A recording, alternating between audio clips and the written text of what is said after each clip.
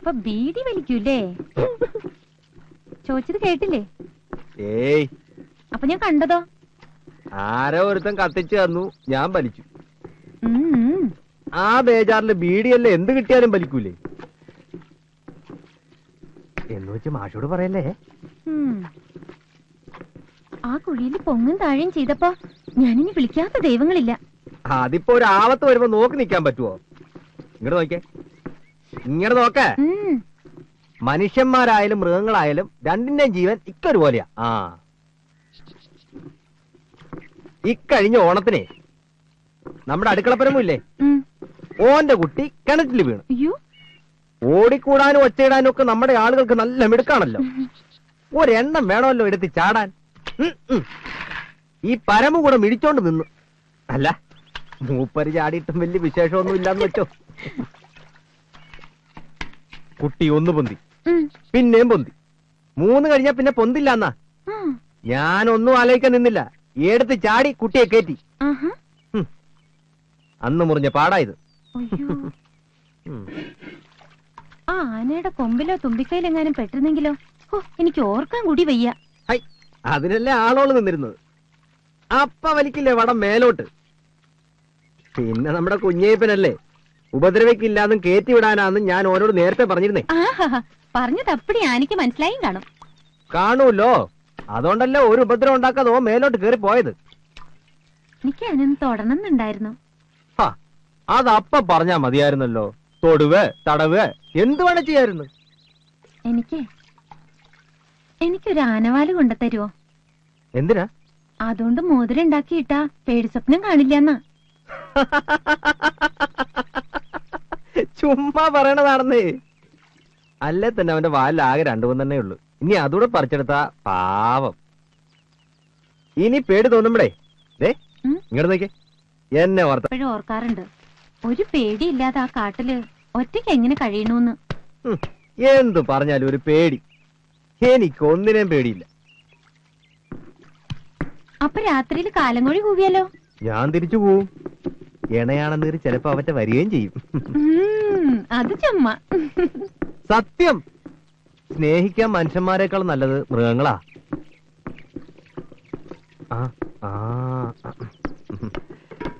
ഞാനൊന്നും മറന്നു. ദേ, ഇത് രക്തചന്ദ്ര. ഏതോ ദുഷ്ടന്മാര് പണ്ട് കാട്ടീന്ന് വെട്ടിക്കൊണ്ടുപോയതിന്റെ കുറ്റിയാ. കിളക്കുമ്പോ കിട്ടി തയ്ക്ക്. ഇത് ദിവസവും അരച്ച് പുരട്ടിയ മുഖം ദേ വെട്ടിത്തിളങ്ങും.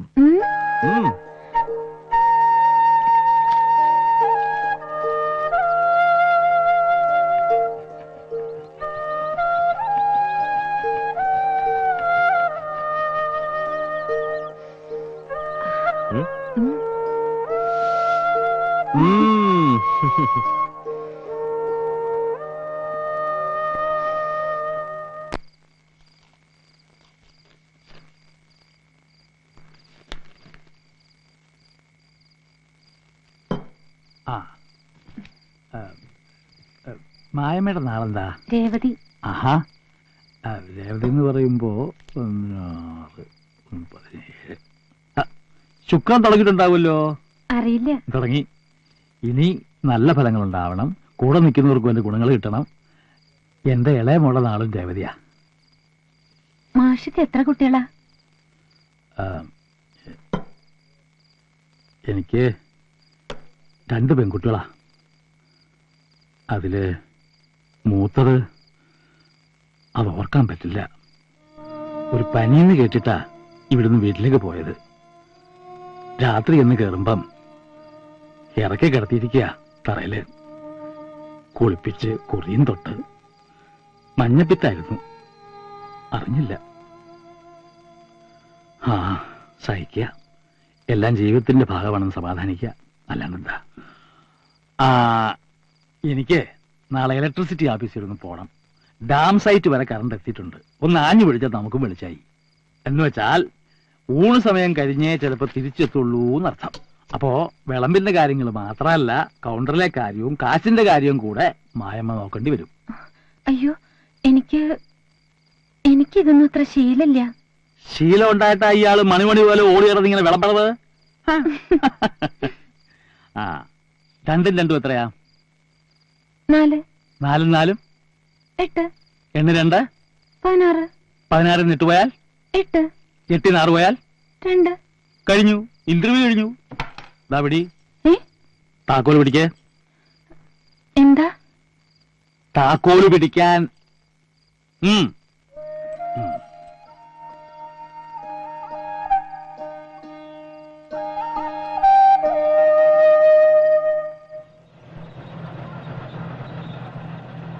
ഇത്തിരി കഞ്ചാവുണ്ട്, തള്ളക്ക് തരട്ടെ.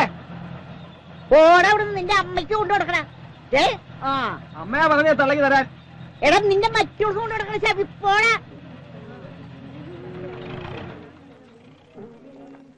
പറ്റെഴുതുന്നേ.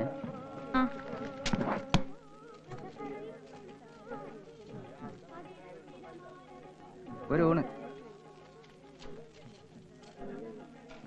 ഇന്നലത്തെ ബാക്കിയും കൂടെ എടുത്തിട്ടുണ്ടേ. മുരുക ആഹാ. എടി മോളെ, വന്ന സമയത്തിനുള്ളിൽ ആ മാഷയുടെ ചാവി നിന്റെ അരക്കെട്ടിലാക്കിയില്ലേ? സമ്മതിച്ചു. ദേ വരണു. എടി മോളെ ഒന്നവിടെ നിന്ന് ഒരു കാര്യം നിന്നോട് ചോദിക്കട്ടെ. എടി ഒന്നവിടെ നിക്കേ. ഒന്ന് നിക്കടി പെൺകുട്ടി, ഇത് ചോദിച്ചോട്ടെ നിന്നോട്. ആരാ മെഴുക്കുവരട്ടി ഒരു വെച്ചേ? ഇച്ചിരി നേരം അവിടെ നിക്കടി പെണ്ണെ. എടി ഒന്ന് നിക്കടി അവിടെ, ഞാനൊരു കാര്യം പറഞ്ഞോട്ടേന്ന്. എന്താണല്ലേ ഇവിടെ ആർക്കാ മെഴുക്കുവരട്ടി? വെട്ടി വിഴുങ്ങടാ, നീ വെട്ടി വിഴുങ്ങ. ആ കൂട്ടുകാരൻ നോക്കടി. ആ വരണൂന്ന്. ഇത്തിരി പുളിശ്ശേരി അച്ചാറും. ആ പുളിശ്ശേരി. ദേ ഇവിടെ പുളിശ്ശേരി വിളമ്പ്. ദാ മാങ്ങാക്കറി. ഇവിടെ വെച്ചിട്ട് നീ ഞാൻ പിടിച്ചോളാടി. അമ്പടി കേമി. ഒരു കാര്യം ചോദിക്കാനായിട്ട് പറഞ്ഞിട്ട് അവിടെ സമ്മതിക്കില്ല. എന്ത് ശവിയാണിത്? എടി നീ എന്നെ തള്ളി മാറ്റിട്ട് പോണത് ഞാനൊന്ന് കാണട്ടെ. എന്താടി നീ മനുഷ്യനെ കാണാത്ത പോലെ? ഈ പെണ്ണ് ഒന്ന് മിണ്ടാണ്ടിരിക്കണ്ടോ? ഞാൻ ഇവരെയൊക്കെ പറഞ്ഞു അയച്ചിട്ട് വരാം. അങ്ങോട്ട് മാറുന്നുള്ളൂ. ഞാനൊന്നും മിണ്ടുന്നില്ലേ മുരുക. ഒരു പഴം ഇട് പോന്നോട്ടെ. ചങ്ക് പൊട്ട വെച്ചിട്ടും വയ്യ. ആരാ രസം ചോദിച്ചത്? ഇവിടെ. ആ ഇവിടെ അല്ലേ?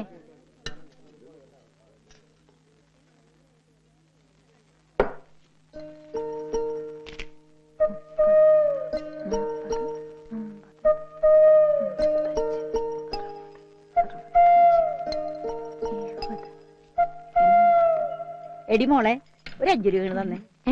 അതിന്ന് ഒരു 5 രൂപ ഇങ്ങോട്ട് തരാനേ. അയ്യോ ഞാൻ തരില്ല. അതെന്താ? തരാൻ പാടില്ല. അത്ര തന്നെ. ഇത്ര പൊള്ളാനായിട്ട് അത് നിന്റെ കാശൊന്നല്ലല്ലോ. ആ അതുകൊണ്ട് തന്നെയാ. ഇതേ മാഷിക്ക് കണക്കേൽപ്പിക്കാനുള്ളതാ. എനിക്കിത് വേണടി. തെണ്ടി തിരിഞ്ഞു നടന്ന നിന്നെ ഇവിടെ കൊണ്ടുവന്ന് എത്തിച്ചേനെ. എനിക്കിതന്നെ വേണം. ഓരും വിട്ടോളെ. മനസ്സിലാവുണ്ടീ? ഇവിടെ നടക്കണ കുട്ടൻസും ഒക്കെ എനിക്ക് മനസ്സിലാവുന്നുണ്ട്. ആ പാവം ബാലഗോപാലൻ അവന്റെ പണപ്പെട്ടിയുടെ താക്കോല് നിന്റെ അരക്കെട്ടിലെത്തിയ ഹുങ്കല്ലടി നീ കാണിക്കുന്നത്. തീർത്തരാടി, ഞാനായിട്ട് തന്നെ തീർത്തരാടി.